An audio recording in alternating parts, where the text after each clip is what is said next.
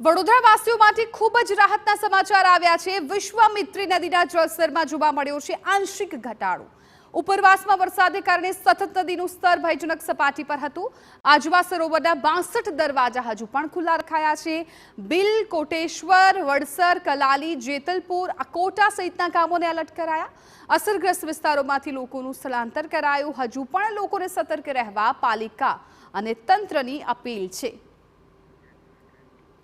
તો અસરગ્રસ્ત વિસ્તારો કે જ્યાંથી લોકોને સહી સલામત સ્થળે ખસેડી દેવામાં આવ્યા છે, પરંતુ હજુ પણ એવા વિસ્તારો છે કે જ્યાં પરિસ્થિતિ ખરાબ છે। સતર્ક રહેવા માટે પણ તંત્રએ સૂચના આપી છે।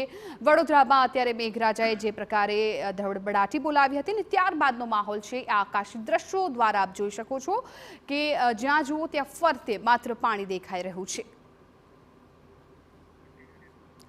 વડોદરામાં વરસાદ બંધ થતા વિશ્વામિત્રી નદીના લેવલમાં આંશિક ઘટાડો છે। આજવા ડેમના દરવાજા હાલ પૂરતા બંધ કરવામાં આવ્યા છે।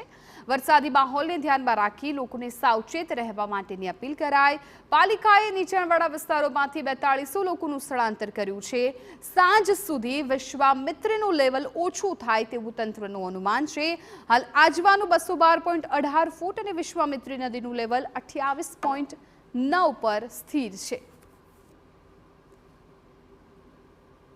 વડોદરા શહેરમાં વરસાદ બાદ પણ પૂરની સ્થિતિ ઊભી થાય તેવા દ્રશ્યો સર્જાયા હતા, પરંતુ તંત્ર દ્વારા જે રીતે કામગીરી કરવામાં આવી હતી, લોકોનું રેસ્ક્યુ કરવામાં આવ્યું હતું, સ્થળાંતર કરી દેવામાં આવ્યા હતા, જેના કારણે લોકોને વધારે મુશ્કેલી ના ભોગવવી પડે તે પ્રકારનું આયોજન કરવામાં આવ્યું હતું। પરંતુ કમિશનર સાથે વાત કરીશું અને તેમને પૂછીશું કે હાલની વડોદરાની સ્થિતિ કેવી છે, જે રીતે વિશ્વામિત્રીમાં જળસ્તર વધી રહ્યું છે અને જે પ્રકારે આજવામાંથી પાણી છોડવામાં આવી રહ્યું છે, હાલ વડોદરા માટે ખતરો સાબિત થઈ શકે છે ખરો?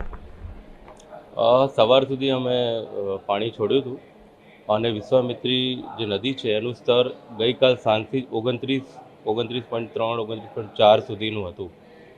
આજે સ્તર અત્યારે ઘટીને 28.9 અથવા 28.93 એટલે કે 0.5 ફૂટનો ઘટાડો થયો છે। એટલે અડધો ફૂટ વિશ્વામિત્રી ડાઉન થઈ છે। આ ઘટાડો થયો છે એટલે હવે વરસાદ પણ નથી। ઉપરવાસમાં પણ અમે તપાસ કરાઈ છે। અમારી પંચમહાલ કલેક્ટરશ્રી જોડે પણ અવારનવાર વાતો થાય છે। હાલોલ અને જે પાવાગઢ વિસ્તાર છે એમાં પાણીનો આવરો નથી વધારે, એટલે છેલ્લા 24 કલાકથી વરસાદ બંધ છે તેની માટે થઈને, અને એટલે જ આજવા ડેમમાં આવક ઓછી થઈ છે, એટલે એનું લેવલ પણ એક સ્થિર થયું છે। આજવાના ડેમ અમે અત્યારે બંધ કર્યા છે ફોર ધ ટાઈમ બિંગ, અને એના કારણે થઈને પાણી ઇનકમિંગ ઓછું આવશે એટલે વિશ્વામિત્રીનું સ્તર નીચે જવાની પૂરી સંભાવના છે। અને આજની જો વાત કરીએ તો આજે પણ વરસાદની સંભાવના એટલી નથી, કારણ કે યલો એલર્ટ આપેલું છે, એટલે લાઇટ અને મોડરેટ રેન્જ છે। એટલે એના માટે થઈને આ બધા ફેક્ટર ભેગા કરીએ તો મોસ્ટ પ્રોબેબલી વિશ્વામિત્રીનું સ્તર નીચે જાય એવી સંભાવના ખૂબ જ રહેલી છે। એટલે પૂરની પરિસ્થિતિ લગભગ નિર્માણ નહીં થાય એવું મારું માનવું છે। જોડે જે સલામતીના ભાગરૂપે ગઈકાલે પણ અમે 3000થી વધારે અને એના આગલા દિવસે પણ એમ કરીને અમે લગભગ 4000થી વધારે લોકોનું શિફ્ટિંગ સલામત સ્થળે કર્યું છે।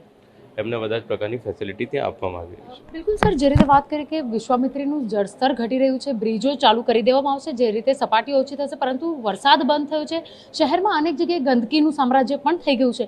આ તમામ બાબતોને પહોંચી વળવા માટે તંત્રની તૈયારીઓ કેવી લાગી રહી છે? મેં કીધું અમારી સૌથી પહેલી જવાબદારી છે સલામતી। એના માટે થઈને અમે લોકોને લગભગ 4200થી પણ વધારે લોકોને અમે વિવિધ જગ્યાએ શિફ્ટ કરે એમને આપ્યું। બીજું અમારી પ્રાયોરિટી અત્યારે છે કે વિશ્વામિત્રીનું સ્તર નીચું જાય, તાકી જે ખતરો તોળાઈ રહ્યો છે એ ઓછો થાય, એની માટે અમે આપને કીધું પ્રમાણે અમે પ્રયત્નો કર્યા છે। ત્રીજું અમારું છે કે હાઇજેનિક કન્ડિશન, સફાઈ ને એ બધું કાલથી જ ઇવન પરમ દિવસ રાતથી જ્યારે વરસાદ રોકાયો ત્યારથી જ અમારી સફાઈ ઝુંબેશ, પાવડર છાંટવાનું, ફોગિંગ કરવાનું એ વિવિધ સ્થળોએ ચાલી રહ્યું છે, અને અમે એને ફર્ધર ઇન્ટેન્સિફાઈ કરશું। ક્યાંક એવું લાગે અમારું ધ્યાન દોરજો, અમે will clean it up. Sir, લાગી રહ્યું છે કે વડોદરા શહેર માટે હવે રાહતના શ્વાસ લઈ શકશે? વડોદરાના નગરજનો જે પૂરના ડરથી રાત વિતાવી રહ્યા હતા, તેઓને હવે ડરવાની જરૂરિયાત નથી?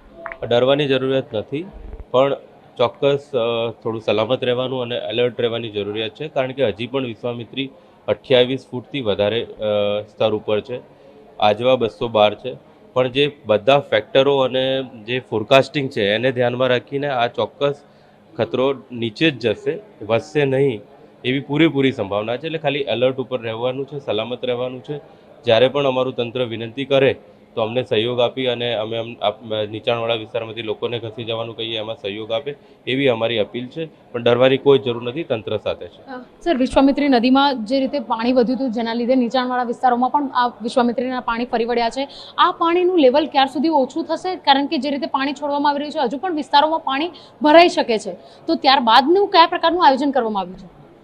મેં કીધું એમ કે ગઈકાલે વિશ્વામિત્રી 29.40 29.50 સુધી પણ ટચ થઈ છે. આજે 28.9 સુધી આવી ગઈ છે, એટલે ઘટી રહ્યું છે. આ વિશ્વામિત્રીનું પાણી જેમ જ ઘટશે એમ બધા વિસ્તારો જે નીચાણવાળા છે ત્યાંથી પાણી હટી જશે. જ્યાં સુધી પાણી નથી હટતું તો એટલે જ સુરક્ષાના ભાગરૂપે અમે બધાને સલામત સ્થળે 4200 લોકોને ગઈકાલ સાંજ સુધી અમે ખસેડ્યા છે. જરૂર પડશે અમે વધારે લોકોને પણ ખસેડશું, પણ કદાચ હોપફુલી આજ સાંજ સુધી વિશ્વામિત્રીમાં ઘટાડો જોવા મળશે તો બધું રાબેતા મુજબ થઈ જશે. બિલકુલ. તો જે રીતે વાત કરીએ કે વડોદરા શહેરમાં વિશ્વામિત્રી નદી હજુ પણ ભયજનક સપાટીથી ઉપર વહી રહી છે. જે રીતે દ્રશ્યોમાં જોવા મળી રહ્યું છે કે કાલા ઘોડા જે બ્રિજ છે ત્યાં આગળ વાહન વ્યવહાર બંધ કરી દેવામાં આવ્યો છે, પરંતુ હજુ પણ ખતરો થોડો કહી શકાય, કારણ કે જે રીતે હવામાન વિભાગ દ્વારા હજુ પણ વરસાદની આગાહી કરવામાં આવી છે, પરંતુ શહેરના અનેક વિસ્તારો એવા છે જ્યાં આગળ વરસાદ બાદ ગંદકી જોવા મળી રહી છે, પરંતુ તંત્ર દ્વારા કહેવામાં આવી રહ્યું છે કે જો કોઈ પણ પ્રકારની ફરિયાદ મળશે તો તેનું નિરાકરણ લાવવા માટે પણ પાલિકા અને તમામ જે વહીવટી વિભાગ છે તેઓ દ્વારા સજ્જ થઈ ગયા છે અને હજુ પણ વરસાદની આગાહીના પગલે લોકોને સાવચેત રહેવા માટે જણાવવામાં આવી રહ્યું છે.